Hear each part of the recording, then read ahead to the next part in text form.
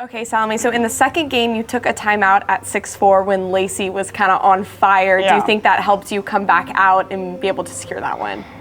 Usually I'm not a fan of timeouts. I try not to take them.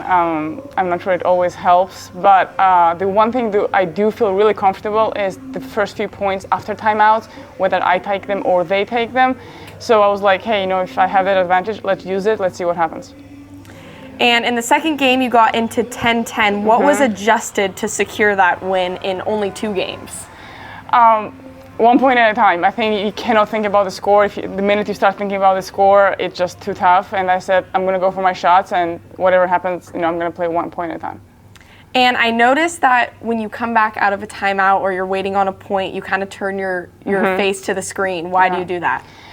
There's a lot going on, as you can see. There's noise, there's sounds, there's you see things all the time, and I just try to get away for it, just even for a split second, and come back and have a fresh new start after as many times as I can.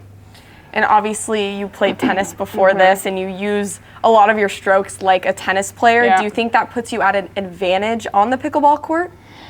Yes, definitely, especially when my passing shots are on. As you saw today, it's really tough to play me, and my goal today was to make her doubt whether she came in or not, and we saw that in the first game, and once she started doubting, I really went forward. But there's a lot of, I have to unlearn a lot of things from tennis to learn new things, and I think in the future, the top pickleball players will be people who started at 7, 8, and 9, where don't have to go through the tennis to get here. And you mentioned that this is your last tournament. You've got some time off. What are you going to be doing besides, maybe training a little bit? First week is definitely off. I'm going to go up to New York, have Thanksgiving with friends and stuff. But I think maybe 2 weeks off. I had a really long year. In the beginning of the year, I was playing full schedule at PPA and APP, and that really burned me out.